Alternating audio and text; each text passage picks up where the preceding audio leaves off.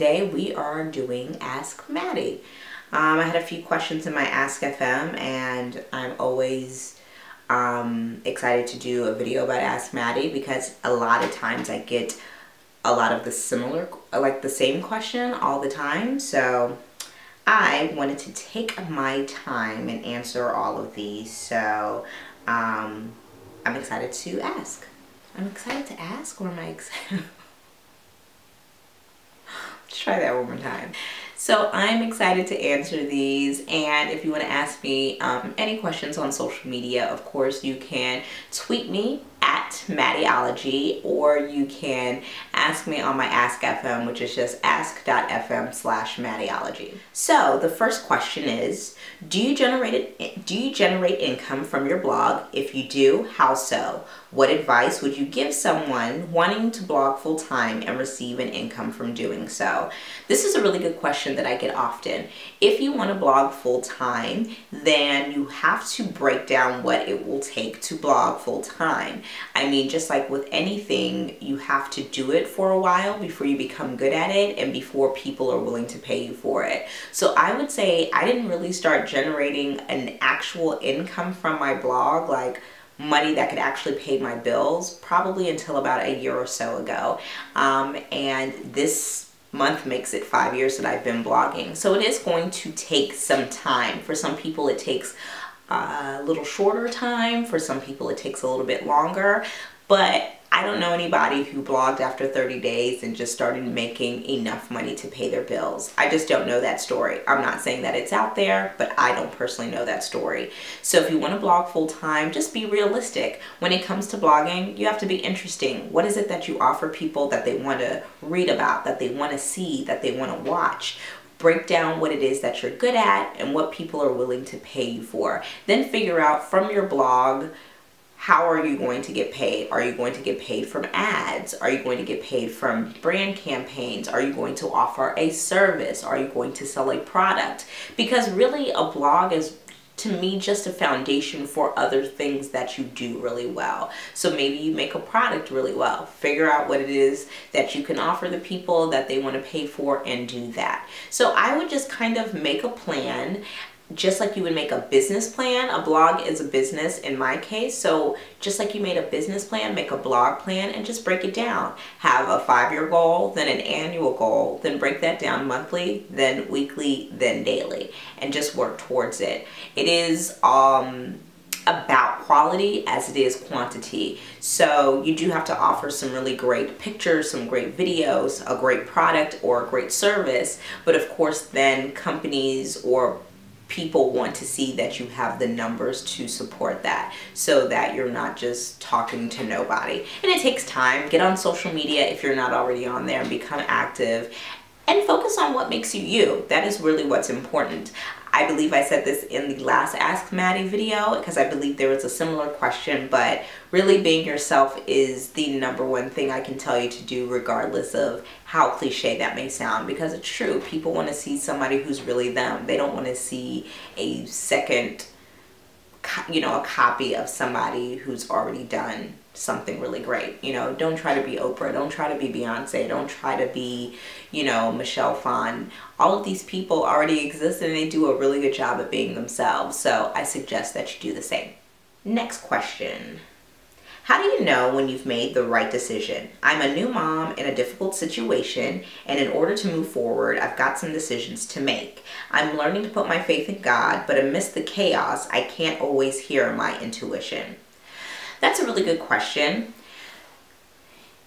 When you make the right decision, it's usually not the easiest one. So that is what I can say about that. When you're doing the right thing, I think anybody can vouch for this, that when you're doing the right thing, it's not always easy. When you're doing the wrong thing, it's easy, it feels good. Eating a donut feels a lot better than running 3 miles on the treadmill.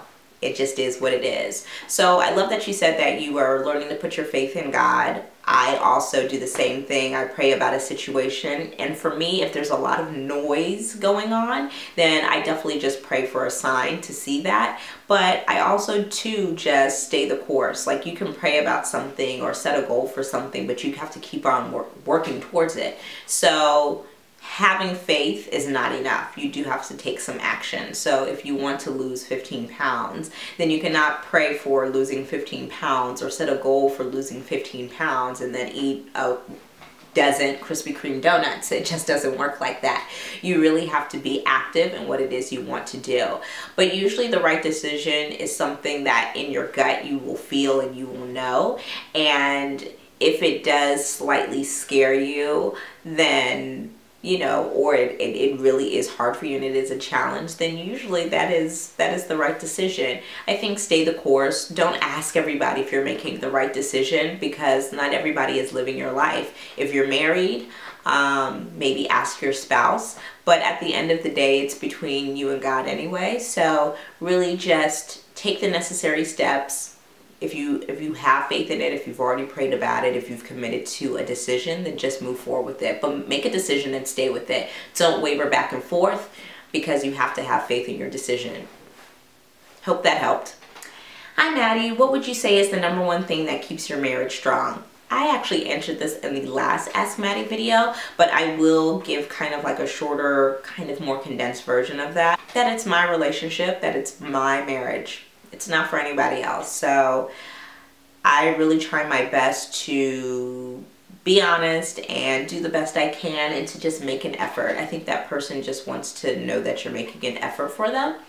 But another thing that you have to remember is that respect is so important. Like, we're all so hung up on love, love, love, but respect is so important and so key. And if you ask your spouse, men value respect over love. I'm telling you, you can stop this video right now and go ask them and they will let you know.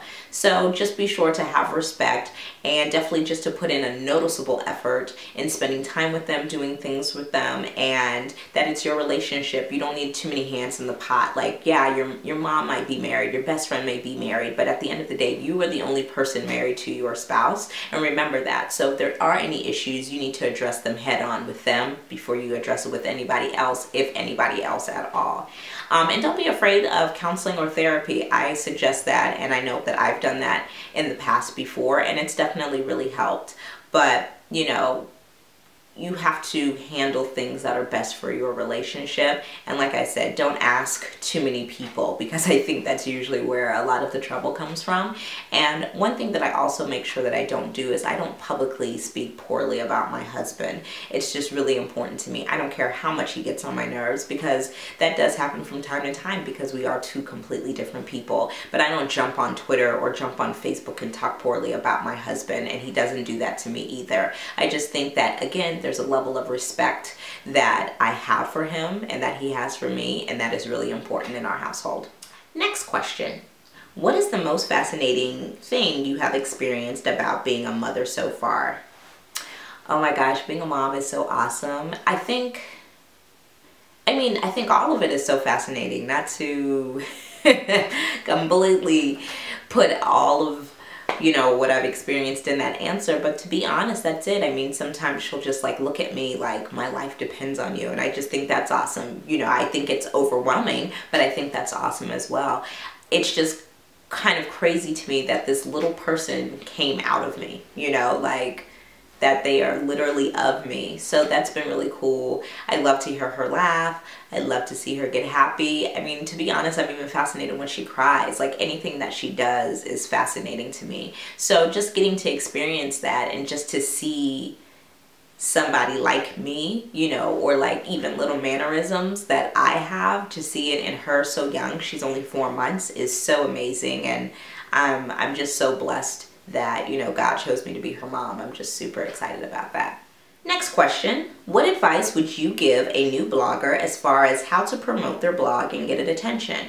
Oh, I would just tell everybody who's on the internet. I would use social media. I would tell my friends to tell their friends. I would tell my mom. I would tell my family members. You have to tell everybody. You know, you might get on their nerves in the beginning, but eventually then people will be like, oh, hey, my sister, my cousin, my roommate, my daughter, she has a blog, you should check it out. And then they end up doing the work for you. But word of mouth is always great. And then I would just tell people on social media. But again, find interesting ways to do that. Be interesting. People don't want to just go to a blog because you have one. How many many blogs are out there right now. There are millions of blogs, and there's probably even hundreds of thousands of them that are actually good. So you have to be sure to be interesting, to stand out, and to let people know on a regular basis. Just telling people once a week is not enough. And keep it simple, you know, don't try to reinvent the damn wheel. We don't need to see that, you know, like don't overthink it. Just say, hey, check out my blog today. I have a really fun post on there about da da da da da. Oh, hey, I really liked my outfit today. You guys should check it out on my blog. Just, you know, keep it simple, you know, keep it consistent. Don't try to oversell it, but don't try to undersell it either. Just put yourself out there, and if you're consistent with it, it will come. And the last question is, what are your favorite drugstore lipstick brands? Wet n Wild is awesome, and it doesn't get any cheaper than that. It's like $1.99 and it's amazing. Like, one of my favorite dark lipsticks is Cherry Bomb, and it's by Wet n Wild, and it's absolutely amazing. And it's so amazing that it's usually sold out no matter where I go. I literally have gotten to like 4 Walgreens to find this lipstick because it's sold out everywhere. So Wet n Wild is one of my favorite. I do really enjoy CoverGirl's colors. However, when you try to wipe it off, it leaves like a bright kind of residue on you. So I like the colors they offer, but I don't like the after effect that happens when you wear them. So I tend to really kind of go towards a Revlon or even a Maybelline.